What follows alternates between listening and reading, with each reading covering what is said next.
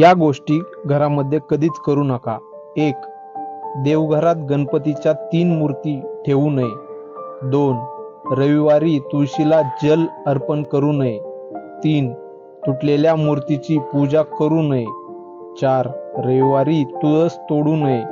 5. शंकरांना कुंकू अर्पण करू नये. 6. दिव्याने दिवा कधीही लावू नका. 7. तुळस चावू नका. 8. मंदिरातून परतताना घंटा वाजवू नये. 9. विवाहित महिलांनी चंदनाचा तिलक लावू नये. 10. गणेशाला तुळस अर्पण करू नका. 11. देवाला दुर्वा अर्पण करू नका. 12.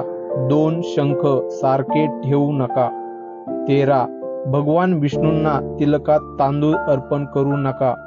14. शिवलिंग घरात ठेवू नका. शिवलिंग असेल तरी अंगठ्याच्या आकारा एवढेच असावे.